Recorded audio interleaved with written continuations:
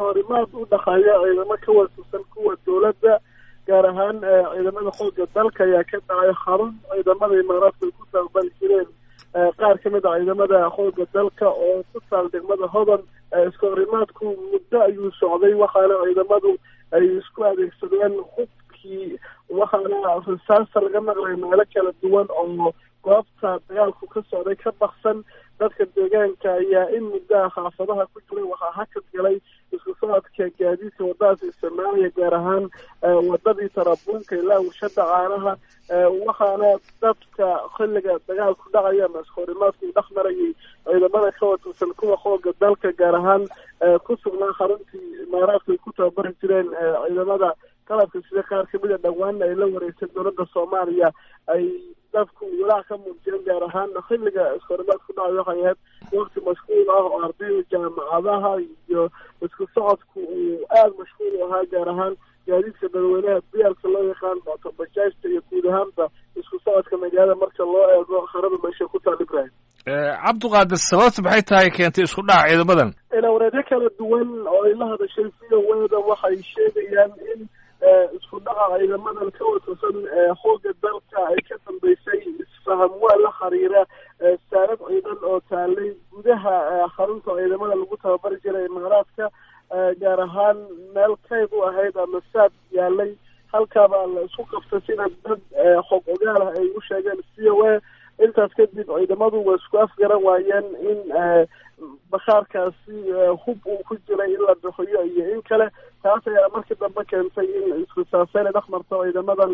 ka watirsan xoogga dalka oo dhowaan dowladda guud ahaan bay la wareegtay maamulkii haradaas iyo ciidanka halkaasi ku sugnaa guud ahaanba oo dhowaan uu abaanduulaha ciidamada xoogga dalka jenaraal cabdullaahi cali caanood uu la hadla warbaahinta xaruntaasina uu tegay cabdiqaadir waxaad ii sheegtay in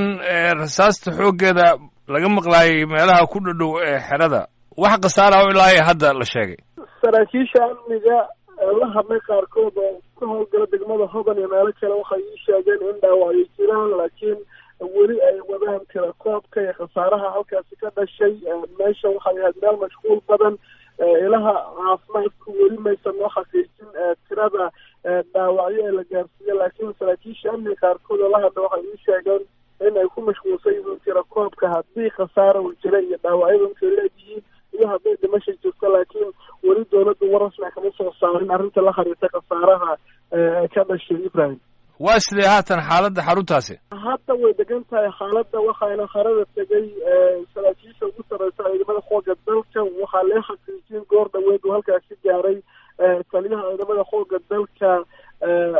jenaraal gorod waxaa sidoo kale halkaasi tegay abaanduulaha ciidamada xoogga dalka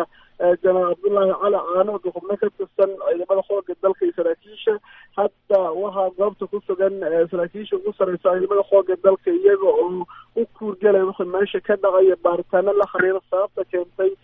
istursaansaynta iyo dagaalkan muddada socda goobta ka dhacay cabdiqaadir labada ciidan ee ku dhex dagaalamay xarunta hadda ma xarunta wada joogaan ciidamadan ka watirsanaa dowladda ee halkaasi ku dagaalamay goobta dagaalku ka dhacay iyo meelahay ku dagaalameen ayay dabcan joogaan ciidamaduna ma kala fogeen oo markii horeba xarunta ku wada sugnaayeen ama xaradan ilaa wareego kuwa amniga waxay ii sheegeen in qaar ka tirsan ciidamadu ay goobta ka baksadeen waxaana hadda jira in lagu daba jiro ciidamadaas iyo goobtay aadeen ee meelaha u baksadeen oo saraakiisha ciidamada goobta gaar amar ay ku bixiyeen in ciidamadaas iyo haddii ay jiraan wax hub ah oo lala baksaday xarada inkastoo aysan saraakiishu xaqiijin laakiin ay dalbeen in guud ahaan ciidankii harada jooga iyo meelaha la kala aada guud ahaanba harada dib